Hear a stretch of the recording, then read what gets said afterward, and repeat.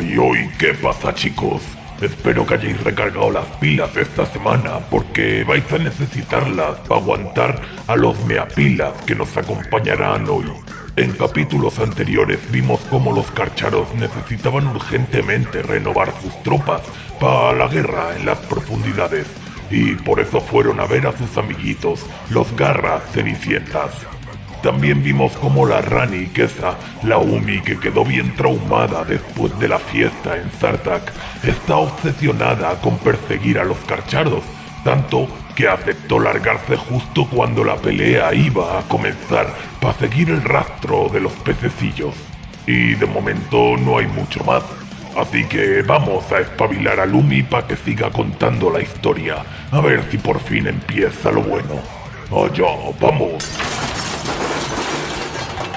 Capítulo 4.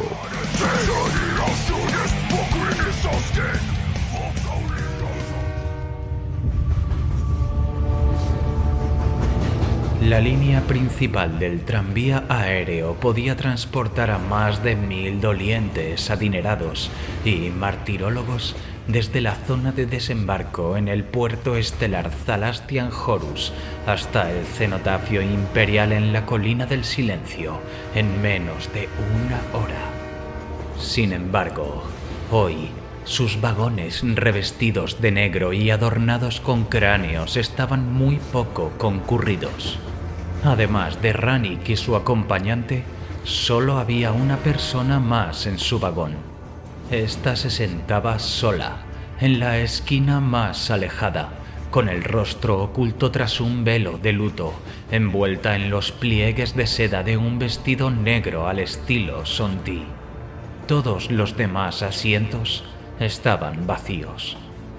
Rannick se preguntó si aquel abandono parcial del vagón era obra del hombre sentado frente a ella, Cyril Sebastian Vex.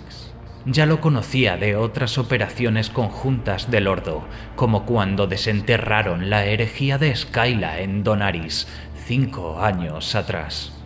Era el jefe de gabinete del inquisidor legado Freyne, uno de los aliados cercanos del Lord Inquisidor Rosenkrantz y, por extensión, un aliado de su sucesor, el Inquisidor Ensogu. Tenía un aire rígido y experimentado, desde su ajustada chaqueta negra de combate, su postura firme y su forma cortante de hablar, hasta las cicatrices de lanzallamas que habían dejado la mitad de su rostro, convertido en una maraña de carne blanca retorcida y contraída. Sin duda, ex militar uno Arbites, aunque Rannick nunca preguntó cuál. Él sabía que ella aún llevaba su placa y distintivo del Adeptus Arbites, pero Rannick nunca dio detalles sobre su vida antes de unirse al séquito de Ensogu. Impresionante, ¿verdad?, dijo, admirando la fugaz arquitectura de la ciudad. Ella siguió su mirada hacia la ventana del tranvía. Las cortinas negras a los lados del vagón estaban recogidas, revelando el paisaje del mundo cementerio de Ipasitis.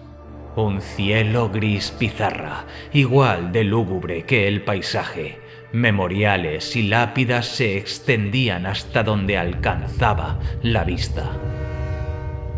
El tranvía aéreo surcaba un gran viaducto serpenteante que conducía la locomotora negra sobre y alrededor de millones de mausoleos, santuarios de reliquias y obeliscos que cubrían gran parte de la superficie de Ipasitis. El viaducto en sí era una tumba de kilómetros de largo, con sólidos arcos de piedra que albergaban millones de compartimentos de ataúdes. El cemento mezclado con el polvo óseo de los fieles. Aproximadamente 80.000 millones de almas martirizadas residen en el suelo sagrado de este mundo cementerio, dijo Vex, citando el folleto encuadernado en negro que yacía sobre la mesa entre ellos.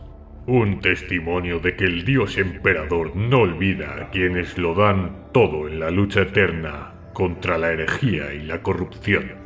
La séptima Cruzada Negra, respondió Rannick, observando cómo pasaban junto a las agujas góticas gemelas de una cripta catedral y sus basílicas funerarias contiguas. Lanzada por las fuerzas de los dioses oscuros desde el Ocularis Terribus en el 811 del milenio 37, detenida en el mundo de Macan y finalmente repelida durante la Guerra Fantasma. ¿Una estudiante de historia, señorita Rannick? Preguntó Vex. Primera de mi clase en el Progenium, señor Vex. Respondió, apartando la vista del sombrío paisaje y regresando su atención al operativo de Freyne. Sus ojos eran pálidos, casi tristes. El izquierdo medio oculto entre los nudos de tejido cicatricial. Aunque admito que pasé gran parte del viaje investigando más a fondo. No esperaría menos de una arbite. Rannick percibió el anzuelo de una pregunta colgando en el aire, pero lo ignoró, volviendo a mirar las tumbas que pasaban. Si el hombre de Freyne quería información sobre el séquito de Ensogu, tendría que esforzarse algo más. Vex la había recibido en el puerto estelar de Zalastian Horus esa misma mañana, cuando hizo el descenso planetario. Además de conducirla al tranvía aéreo, la entregó una pizarra de datos cifrada con una traducción astropática de Ensogu, transmitida antes de que Vex hiciera el breve salto disforme desde Amistel hasta Ipasitis.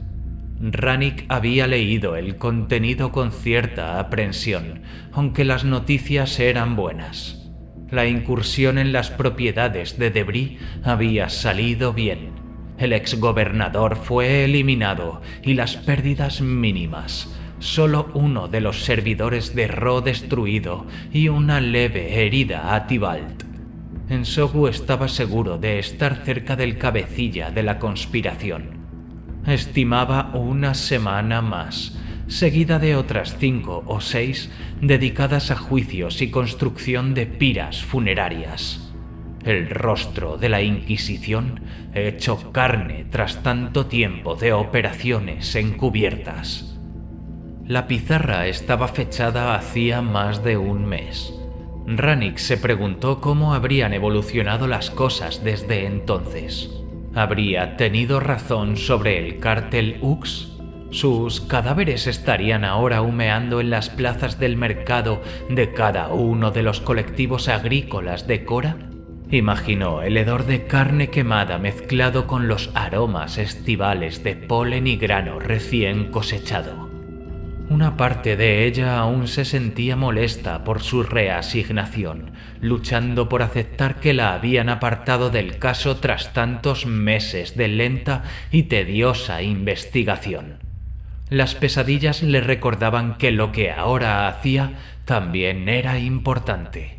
Se habían intensificado desde que Ensogu la envió a Ipasitis, agravadas por las semanas de viaje por el Inmaterium. Los detalles variaban, pero los motivos eran siempre los mismos.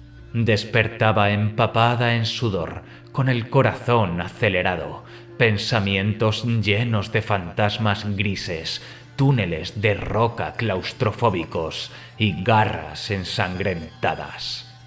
Era lo mismo desde que se unió al séquito de Ensogu una década atrás, desde Zartak y la llegada de los monstruos de ojos negros, los monstruos que se hacían llamar Carcharodon Nastra. Una campana, conectada de vagón en vagón por un cordón que recorría toda la locomotora, emitió un único y grave tañido. Rannick se sobresaltó. 5 minutos, dijo Vex, guardando el folleto y acomodándose la chaqueta de faena. Afuera, el paisaje funerario se volvía aún más denso a medida que el tranvía pasaba bajo los arcos grabados del mortuorio y entraba en el Palacio de los Mártires, la ciudad necrópolis más grande de Ipasitis. Rannick se puso en pie y bajó su bolso del portaequipaje, rechazando la ayuda de uno de los servidores portaequipaje ennegrecidos y cromados. Socel nos esperará bajo el pilar del Ángel Roto, dijo Vex, mientras el traqueteo del tranvía moría y el vagón comenzaba a desacelerar. Rannick asintió, mirando a lo largo del pasillo mientras se echaba el bolso al hombro. Sin que se diera cuenta, en algún punto del trayecto, la única otra pasajera, la mujer de negro, se había marchado.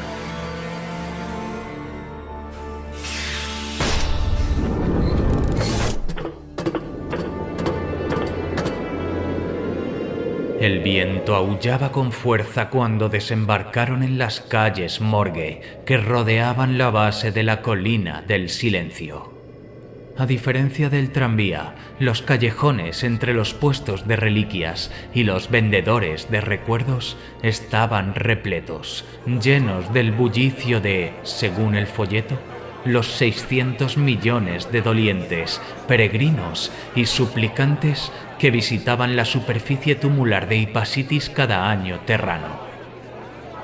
Los que rodeaban a Rannick y Vex formaban un mar vestido de negro, ataviados con la indumentaria funeraria que los visitantes compraban al llegar.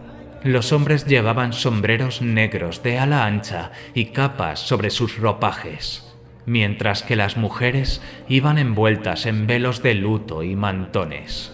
Los más pobres, peregrinos descalzos que llegaban a Ipasitis como parte de la gran ruta de décadas hacia Santa Terra, llevaban jirones negros atados a sus cabezas tonsuradas y a las puntas de sus bastones de caminata, o los colgaban sobre los hombros de sus hábitos raídos. Ni Rannick ni Vex iban vestidos así, y su ropa más práctica llamaba demasiado la atención. A Vex no parecía importarle, ya se abría paso colina arriba, donde los cobertizos de los que vendían listas de honor casi ilegibles y astillas de hueso de mártir se apoyaban contra las tumbas derruidas de los muertos menores. Por todas partes, los símbolos de la mortalidad, cráneos, huesos, rosas marchitas, el ángel segador del dios emperador, águilas esqueléticas, dominaban la arquitectura tanto de los puestos como de los mausoleos. Rannick había viajado a muchos lugares con Ensogu desde que se unió a su séquito, sin duda más lejos de lo que jamás creyó posible cuando fue asignada a su primer subdistrito en la colonia penal de Zartak. Pero en todo ese tiempo nunca había experimentado la masa gris y sombría de arquitectura que constituía un mundo cementerio. Por más que se preparara, era imposible evitar el escalofrío opresivo de la finalización que lo impregnaba todo. No comprendía cómo alguien podía vivir toda su vida entre las ciudades tumba de Ipasitis, golpeadas por el viento gris. Vex se detuvo a comprar pan de arena rancio y gelatina de proteína en un puesto instalado junto a un obelisco cuyas inscripciones se habían erosionado hacía tiempo. Rannick no había comido desde que llegó al planeta. A pesar del sabor repugnante, devoró la comida mientras seguían subiendo. ¿Cuánto suele costar realizar un acto de conmemoración en el cenotafio imperial?, preguntó a Vex mientras avanzaban. Las multitudes comenzaban a disminuir a medida que los callejones se empinaban. Ocasionalmente debían apartarse al paso de un vehículo de transporte gruñendo, con su chasis negro y sus ventanillas tintadas que reflejaban las miradas de los que dejaba atrás. Solo los visitantes más ricos de Ipasitis podían permitirse el lujo de alquilar semejante transporte. Depende, respondió Vex. Hay un mínimo requerido, pero el pago puede hacerse de distintas formas. La oficina de tributo evalúa la propuesta de cada suplicante al llegar. Las colas pueden extenderse hasta los túmulos del Militarum, a 5 millas de aquí. Tardan días en despejarse. No era la primera vez que Rannick daba las gracias en silencio por la autoridad de los Ordos, que les permitía saltarse la burocracia infinita del Imperio. Los senderos inclinados que la rodeaban ya estaban casi desiertos, solo algunas patrullas de milicianos frateris con rifles envueltos en negro, revisando los permisos de quienes se dirigían a la cima. Claramente, Vex había hecho los preparativos con antelación. Nadie los detuvo, pese a su aspecto poco ceremonial. Este es el lugar, dijo Vex, ligeramente cansado. Rannick alzó la vista. En el horizonte, entre el pétreo bosque de obeliscos, estatuas y agujas que coronaban la colina del silencio, se alzaba la imponente mole del cenotafio imperial. Incontables estandartes de guerra, pálidos y raídos por el tiempo, ondeaban en sus flancos de piedra, mientras los ojos de 10.000 mártires imperiales contemplaban con severa eternidad la necrópolis a sus pies. Rannick supuso que el cenotafio y la gran masa de arquitectura funeraria a su alrededor era su destino final, pero el gesto de Vex desvió su atención hacia la derecha del sendero por el que ascendían. Una verja de hierro negro y una puerta cubierta de hiedra separaban una talla conmemorativa de los mausoleos en ruinas que la rodeaban. El monumento, aunque aún imponente, era menor en comparación con los que se agrupaban hacia la cima de la colina. Se trataba de un pilar coronado por la figura arrodillada de un marine espacial, con la armadura agrietada y rota, el casco alzado hacia los cielos grises. Dos alas angelicales se alzaban de su espalda, aunque ya fuera por arte o por el paso del tiempo, una estaba rota. En la hombrera del marine moribundo, apenas legible bajo los líquenes que cubrían gran parte de la estatua, se distinguía un sigilo en forma de lágrima, flanqueado por dos pínulas semejantes a alas de murciélago. El pequeño espacio abierto alrededor de la estatua estaba cubierto de hierba alta y maleza, pero una figura era visible, arrodillada ante la base del pilar, aparentemente en oración. No reaccionó al chillido de las bisagras oxidadas cuando Vex abrió la verja de hierro y pasó bajo el arco cubierto de hiedra.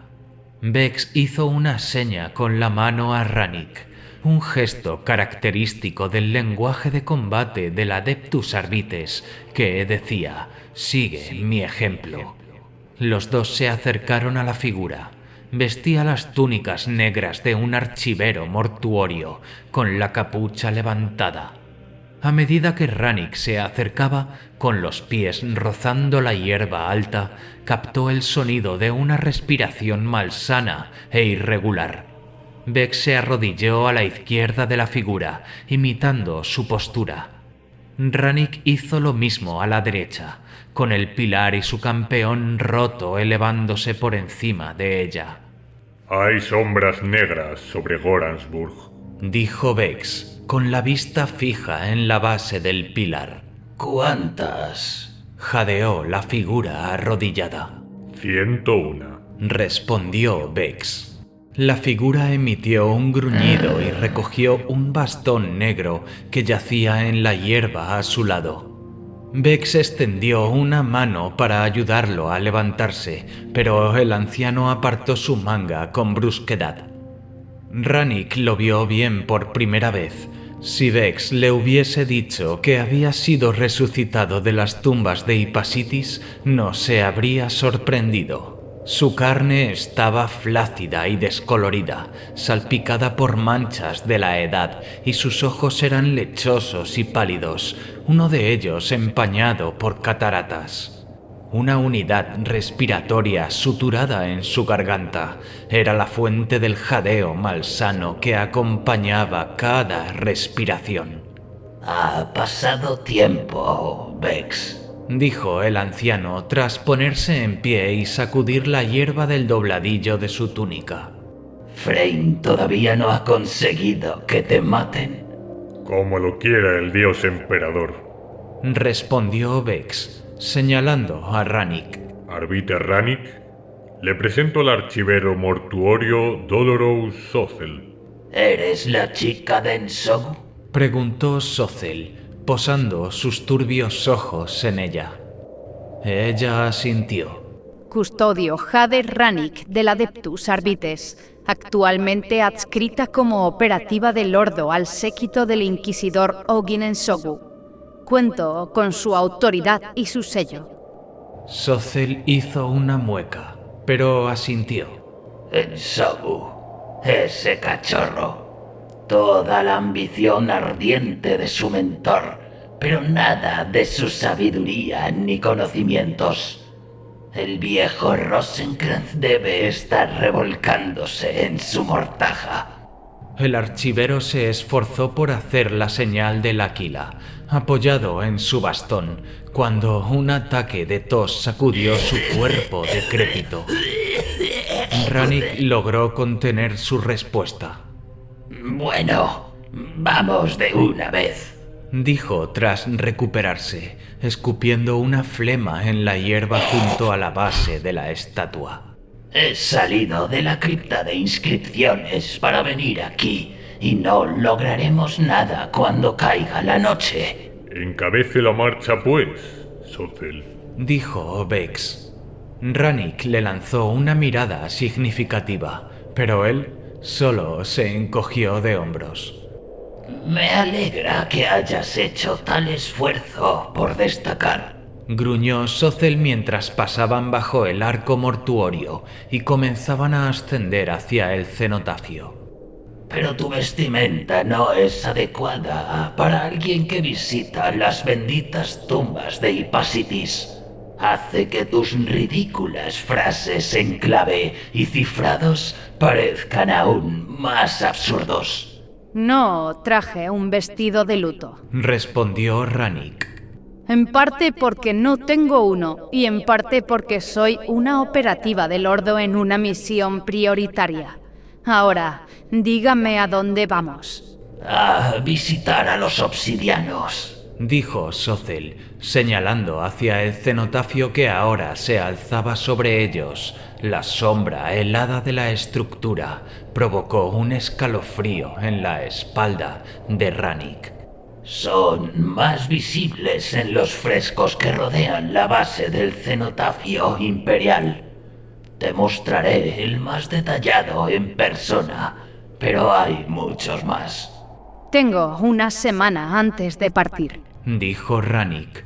Sozel se detuvo en seco, fulminando a Vex con la mirada. ¿Una semana? ¿De verdad esperas que abandone mi propio trabajo de catalogación por una semana entera para guiar a esta chica entre santuarios y monumentos buscando la respuesta a algún mito abandonado? Mis hermanos mortuorios me expulsarían de la orden. Me vería pidiendo limosna entre las tumbas.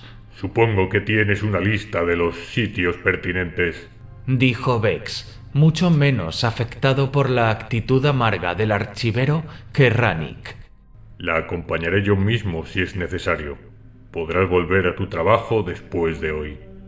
Sozel tosió otra vez, escupió y luego reanudó el ascenso, jadeando y murmurando para sí con tono oscuro. El viento del luto era más fuerte en la cima de la colina.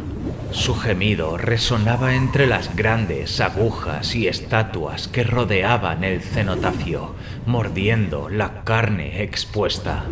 Más allá de sus lúgubres lamentos, la colina del silencio hacía honor a su nombre.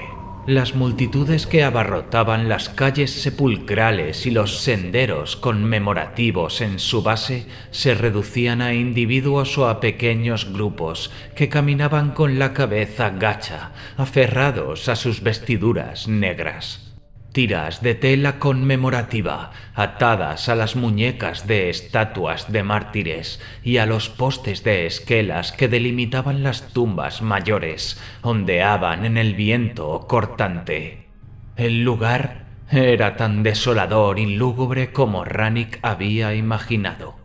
¿Sabías que el nombre cenotafio es un error? Preguntó Sothel mientras se acercaban a los frescos de los grandes muros que rodeaban la cima de la colina. Un cenotafio es una tumba vacía erigida en honor a quienes están enterrados en otra parte. Es cierto que el monumento ante ti está dedicado a todos los muertos honorables de la guerra fantasma y que la gran mayoría no reside aquí, mucho menos en el sagrado suelo de Ipasitis. Sin embargo, la colina misma que estamos escalando es en realidad un enorme túmulo mortuorio. Sus cimientos son los huesos escaldados al vapor de los 1.000.000.001 de los mártires del colectivo Harnas. Así que, aunque el cenotafio en sí no contiene restos, se alza sobre aquellos cruelmente segados por el traidor y el hereje. ¿Cuánto tiempo ha buscado y registrado las identidades de los caídos de este mundo? Preguntó Rannick, elevando la voz sobre el eterno aullido del viento. 89 años estándar terranos, respondió Sothel, aparentemente complacido de que alguien preguntara por la obra de su vida. Aquellos que se ganan la vida atendiendo a los dolientes deben pagar sus diezmos a los gremios de la necrópolis que rigen este mundo. Yo fui parte de uno de esos diezmos, el primogénito de mi padre, entregado a los archiveros mortuorios tan pronto como pude sostener una pluma y aprender las letras. ¿Y desde entonces ha catalogado las tumbas de este mundo? Así es. Y lo haría de nuevo si pudiera. Ser elegido para los archiveros es uno de los más altos honores a los que alguien en Ipasitis puede aspirar. Llegaron a la base de uno de los muros que rodeaban el cenotafio. Sothel giró a la derecha, guiándolos a lo largo del tramo sur por casi 1 milla antes de detenerse y señalar con su bastón hacia los grabados. Rannick siguió el movimiento, alzando la vista hacia las grandes efigies en bajorrelieve que cubrían cada centímetro de la piedra. Cada tallado era enorme, casi de tamaño real, ocupando lo que estimaba eran más de 15 metros de muro.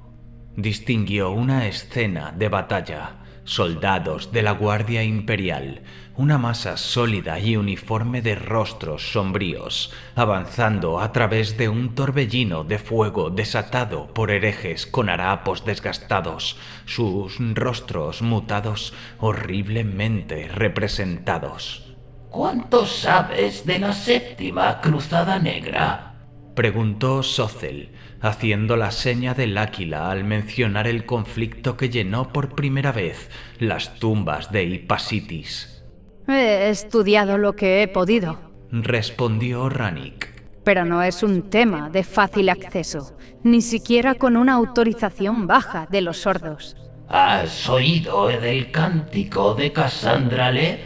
Preguntó el archivero mortuorio, mirándola con sus ojos nublados. Una obra producida por Santa Leb más de un siglo después de los últimos combates de la Guerra Fantasma, dijo Rannick. Es voluminoso, por decirlo menos, y la crónica más antigua y completa del conflicto en su conjunto. Solo tuve ocasión de leer su prefacio. Sothel gruñó, y la rara felicidad que claramente sentía al hablar de su trabajo desapareció. Ven, dijo, guiándolos más allá por el fresco. Si la información que me envió el legado Freyne es correcta, sospecho que el primer capítulo del volumen 106 te será de mayor interés, dijo, aclarando su garganta al detenerse bajo la otra sección del muro. Y he aquí que los de armadura gris vinieron desde la noche exterior, y sus fauces dentadas devoraron las estrellas, y su negra mirada reflejó el vacío del olvido. Sus sombras pálidas cayeron sobre los siervos del Calavérico con gran furia desde la oscuridad, invisibles como la bestia que acecha bajo las aguas negras, muerte por muerte, sangre por sangre. Así, los hijos de Sanguinus obtuvieron respiro y se volvieron contra sus perseguidores. Y así fueron los malditos traidores de los falsos dioses arrojados a su ruina. Rannick no dijo nada. Vex y Socel la observaron en silencio, el viento gimiendo entre ellos. La cita del archivero hizo que los recuerdos de sus pesadillas resurgieran como una marea súbita y asfixiante. Los apartó, concentrándose en la cita y cómo se relacionaba con las figuras representadas en ella. ¿Estás bien? Preguntó Vex. Ella confirmó con un gesto. Estoy bien. Continúa. El registro de Santa Lef, respaldado por otros antiguos relatos, nos dice que en el momento de su triunfo, los herejes fueron repelidos por la intervención de quienes ahora conocemos como los obsidianos, dijo Socel, observando de cerca a Rannick. Vinieron del vacío más allá del espacio imperial, la oscuridad exterior donde ningún verdadero siervo del dios emperador pisa sin gran temor. En la hora de mayor necesidad intercedieron en favor de sus hermanos del Adeptus Astartes, los ángeles sangrientos, y con temible fiereza abatieron las legiones de la oscuridad. Y así se ganaron un lugar en los infinitos memoriales de este planeta, dijo Vex, contemplando las grandes figuras talladas sobre ellos. Así es, dijo Socel. Observa, he aquí los obsidianos. Rannick ya había identificado a los seres a los que se refería Socel. Había marines espaciales en esta sección del fresco, sobresaliendo una cabeza por encima de los guerreros mortales y de los horrores caóticos sin nombre que los rodeaban. Muchos llevaban el símbolo de lágrima y alas que Rannick había visto en la hombrera del guerrero en lo alto del pilar del ángel roto. Los registros que había leído afirmaban que ese blastón pertenecía a los Ángeles Sangrientos, uno de los capítulos de marines espaciales más antiguos y honorables. Sin embargo, no todos los Adeptus Astartes que estaban sobre ella llevaban ese emblema. Había otros, algunos enfrascados en un combate cuerpo a cuerpo brutal, en lo que parecía ser los corredores de una nave hereje. Otros enfrentando a las bestias nacidas de la disformidad que intentaban arrollar a los ángeles sangrientos durante su retirada de la batalla de Midian. La heráldica era distinta. Un depredador oceánico en espiral, uno de esos tiburones con aletas y dientes aserrados que una vez nadaron en los mares de la antigua Terra. Rannick lo reconoció al instante. Ya lo había visto antes, una década atrás, durante los eventos que aún perturbaban su sueño. Su escalofrío no tuvo nada que ver con el gemido grave del viento. Corcharodon Astra, Murmuró. Si Vex o Socel la oyeron, no dijeron nada. Ambos contemplaban las representaciones de los obsidianos. El motivo por el que los archivistas de Ipasitis les habían dado ese nombre era evidente. A diferencia de los ángeles sangrientos e incluso de las fuerzas traidoras a las que combatían, cada uno de los marines espaciales, con el motivo del tiburón, tenía un disco de obsidiana negra insertado donde debería estar el visor o el rostro de su yelmo. Eran inexpresivos, negros como el vacío, pequeñas esferas de nada entre la piedra rugosa y erosionada por el tiempo. Convertían a cada guerrero en un cuerpo sin rostro. Aquí podemos ver la intervención de los obsidianos mientras los ángeles sangrientos se retiran, dijo Socel, señalando varias secciones del bajorrelieve. Contraatacaron a una fuerza de enemigos enloquecidos, liderados por algún gran campeón de la oscuridad, y los repelieron con una furia igual o mayor.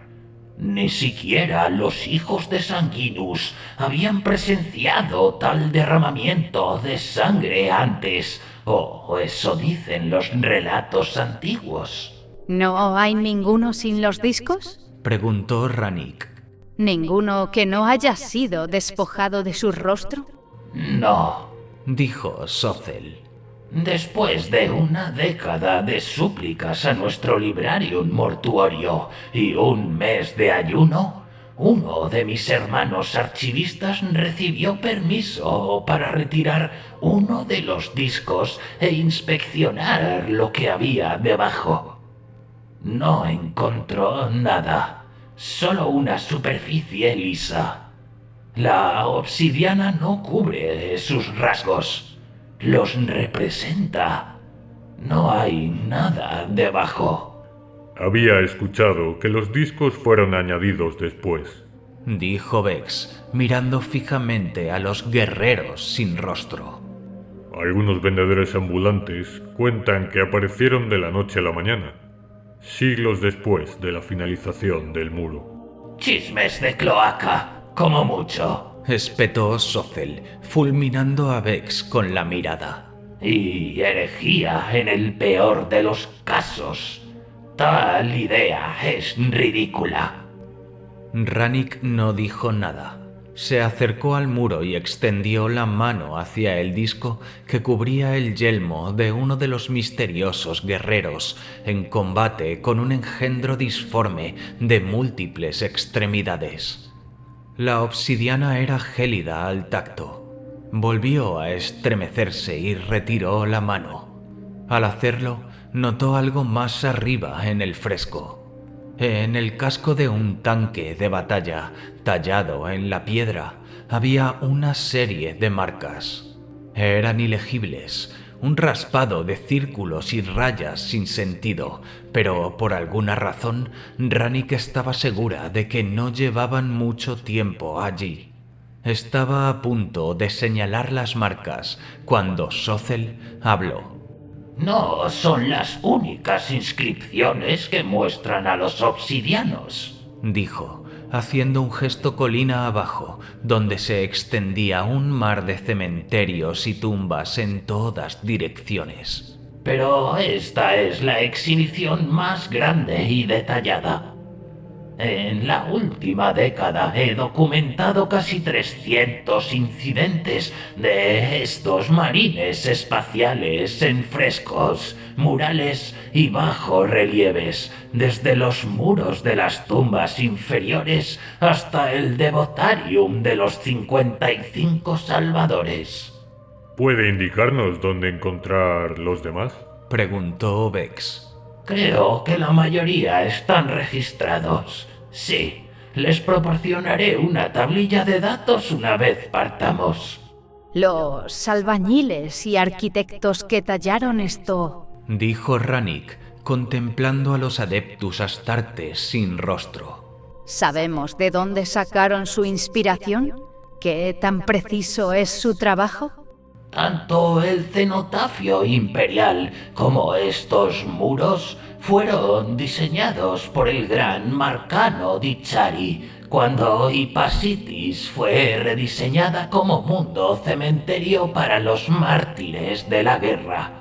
La construcción comenzó una década después de la derrota final del archienemigo, pero tomó más de un siglo completarla. Se cree que Dicciari trabajó con varios testigos presenciales para asegurar representaciones fieles de sus sujetos, pero nunca se registraron sus nombres. Es posible que sus descendientes aún vivan en Ipasitis. Se cree que todas las demás representaciones son copias de estos frescos originales y ninguna las iguala en precisión o calidad artística. Los reconoces, ¿verdad? Preguntó Vex, mirando directamente a Rannick. A los obsidianos. Son por quienes estamos aquí.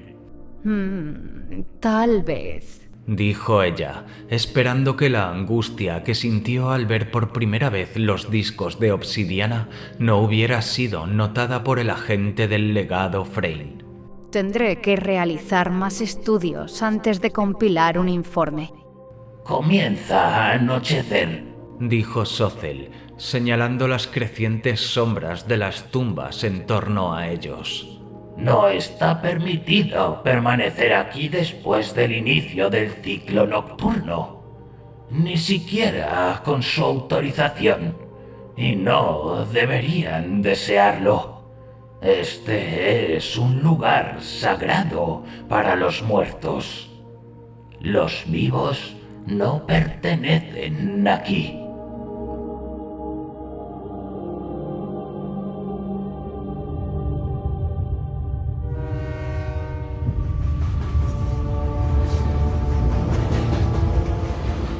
Tomaron un transporte terrestre desde la ciudad de los mártires hacia el pueblo costero residencial de Morsburg. La noche había caído y la cabina de transporte estaba repleta de dolientes camino a sus alojamientos alquilados y siervos funerarios regresando a sus bloques habitacionales. Quienes iban vestidos con la sofocante indumentaria funeraria estaban en diversos estados de desvestimiento, sombreros, chales y velos retirados para revelar rostros cansados y demacrados. Vex y Rannick ya no recibían miradas reprobatorias. Socel los había dejado, regresando a su scriptorium subterráneo. Había accedido de mala gana a llevar a Rannick a otros frescos prominentes de los obsidianos al día siguiente, pero más allá de eso, juró que ya había hecho todo lo posible por ayudarlos.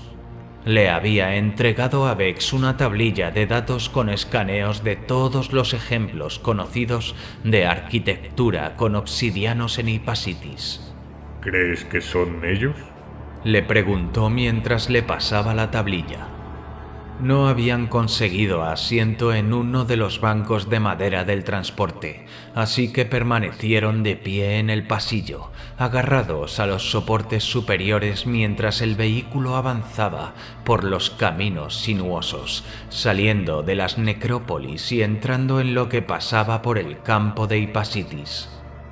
Ella se encogió de hombros, sin querer comprometerse. No tenía dudas de que las tallas en los muros del cementerio representaban a los Carcharodon Astra. Vex lo sabría también, estaba segura. Llevaría la información a su propio maestro, y si Freyne y Ensogu deseaban continuar la investigación conjunta, eso ya no dependía de ella. Rannick había aprendido hacía mucho tiempo el valor de no regalar nada, mucho menos información. Algo intervino durante la Guerra Fantasma. continuó Vex, observándola con atención. Si no fueron ellos, ¿quién? ¿Cuántos capítulos leales hay en la galaxia que estén prácticamente sin documentar en los archivos imperiales? Quizá deberías preguntarle a los ángeles sangrientos, dijo Rannick. Vex soltó una risa seca. Mi maestro tiene muchos contactos, pero sospecho que los hijos de Sanguinius no están entre ellos. Aún así, se lo sugeriré. El transporte se detuvo 3 veces antes de llegar a Morsburg, dejando pasajeros en el camino. Tras la segunda parada, Vex y Rannick lograron sentarse. Las cortinas negras junto a las ranuras de las ventanas habían sido bajadas y aseguradas para que los ocupantes no pudieran mirar hacia la profundidad de la noche. Rannick estaba segura de que solo se trataba de una estúpida superstición local, pero comprendía por qué Sotzel quería regresar tan pronto a su scriptorium. Incluso el sirviente más racional del dios emperador habría tenido problemas para soportar quedarse entre lápidas y estatuas funerarias, con solo el viento gemebundo como compañía. Rannick se consideraba más sensata que muchos, pero no había forma de que fuera a continuar la investigación durante las horas de noche de Ipasitis. La cabina estaba casi vacía cuando se acercaron a la última parada, las lámparas tenues, el suelo bamboleándose ligeramente con el traqueteo del vehículo. Morsburg era uno de los pueblos costeros más pequeños, habitados por la escasa población viva de Ipasitis. Vex ya había organizado su alojamiento con un gremio menor del duelo, bajo la fachada de un tío y su sobrina que venían a honrar a un ancestro fallecido del Astra Militarum. La idea de volver a la ciudad necrópolis y a la amarga compañía de Sotzel al día siguiente llenaba a Rannick de pesar. Cuanto antes escaneara los frescos restantes y los compilara para el análisis de Ensogu, antes podría marcharse de este mundo de cadáveres. Sentía que los párpados le pesaban. Vex había vuelto a leer el folleto que había tomado del monorail, haciendo anotaciones en los márgenes con una pluma. Estaba por apoyar la cabeza en los brazos cuando un sonido interrumpió el vaivén de la cabina, tela deslizándose sobre el suelo desnudo del pasillo. Se giró a medias, mirando hacia el fondo. Allí, de pie, frente a la puerta del compartimento del conductor, estaba la misma mujer vestida de negro que había visto en el monorail esa misma mañana. Su rostro seguía oculto tras el delicado bordado de su velo de luto, pero los gruesos pliegues de su vestido negro de estilo Sonti eran inconfundibles. Los bajos estaban ahora cubiertos de tierra de tumba, como si hubiera pasado el día entero entre los muertos. Estaba mirándola. Rannick estaba segura. Un escalofrío se apoderó de ella como un sudario, apretándole el estómago y helándole la espalda. Su mano fue instintivamente al autopistón oculto en el bolsillo de su uniforme, mientras las linternas de la cabina parpadeaban. La mujer no se movió, silenciosa, ominosa, tan espectral como cualquiera de las miles de tallas lúgubres que Rannick había visto ese día. Se levantó y se acercó, la mano aferrada al arma en su bolsillo, el cuerpo tenso por un miedo irracional, irreal. Las lámparas parpadearon de nuevo y los rieles del transporte chirriaron de forma siniestra. La figura no se movió, ni siquiera cuando Rannick se detuvo justo delante de ella. Extendió la mano hacia el velo, recordando los discos sin rostro de obsidiana, recordando los horrores sangrientos que la atormentaban cada noche. Los rostros desformados y las bocas gritando de aquellos masacrados por los monstruos en Zartak. Arrancó el velo y despertó sobresaltada.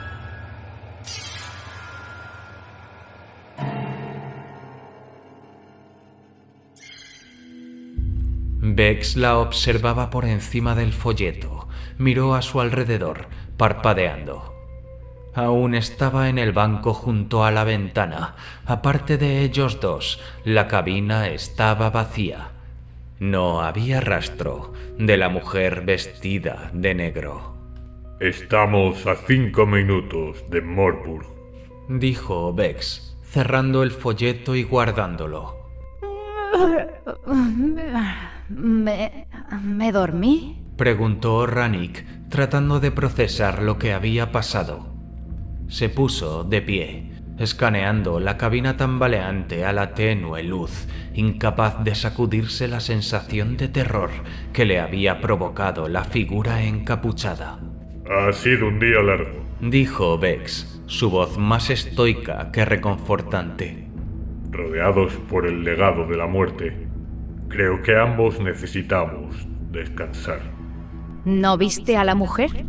Exigió Rannick, señalando la puerta del compartimento de conducción. La mujer con vestido de luto y velo. ¿Estaba justo ahí? Vex se puso de pie y por un momento, mientras la cabina se detenía, su rostro quedó envuelto en sombras. Rannick no se había dado cuenta de lo feroces que podían verse sus cicatrices de quemadura. Esta es la última parada, dijo, bajando su bolsa del compartimento superior y lanzándosela. Ella la atrapó, pero en vez de seguirlo, se volvió hacia la puerta del conductor. Había algo en ella, tallado en el metal. Marcas, rasguños que solo había notado al señalar la ausencia de la mujer. Eran un conjunto de círculos y rayas, los mismos que había visto antes, idénticos a los del fresco. Juraría que no estaban allí cuando abordaron el transporte. No había ninguna mujer ahí, Arbite, dijo Vex justo detrás de ella, haciéndola sobresaltarse. Y Pasitis pesa sobre las mentes ya desgastadas. Sugiero que encontremos nuestro gremio antes de que se haga más tarde. Mañana será, probablemente, tan agotador como hoy. Rannick no dijo nada, pero se echó la bolsa al hombro y siguió al agente de Freyne hacia la escalerilla de desembarque. Mientras caminaba, sintió un escalofrío en la espalda y apretó los puños. Juraría que unos ojos la miraban desde la puerta del compartimento del conductor, cada paso del camino.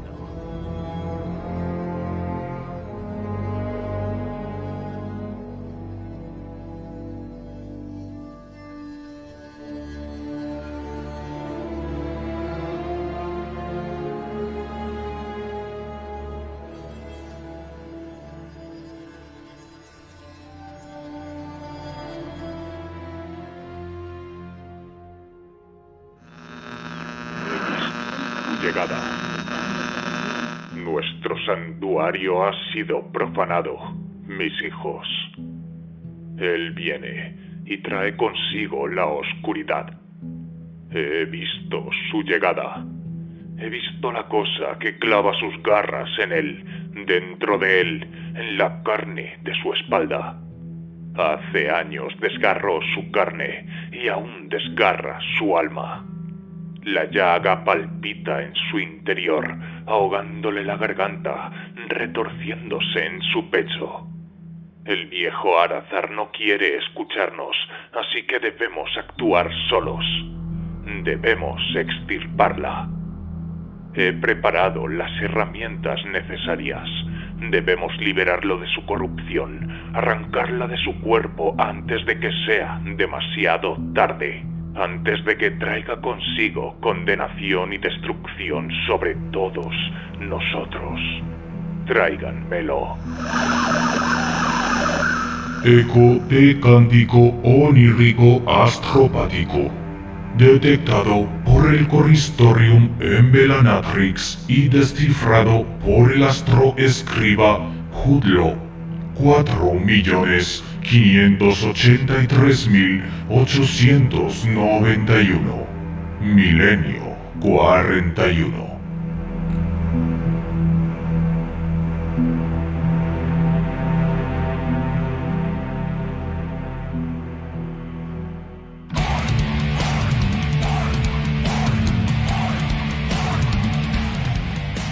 Y así están las cosas. Disculpadme si no me he enterado muy bien del capítulo de hoy. Es que era terriblemente aburrido. Unos Umis dando vueltas por un planeta cementerio lleno de Umis muertos. Ha sido de lo más soporífero, pero supongo que todo esto tendrá alguna importancia en el futuro. O eso espero, porque haber tenido que aguantar la voz del viejo ese dando unas chapas increíbles ha sido una prueba de resistencia. Pero en eso es algo en lo que los orcos estamos bien preparados.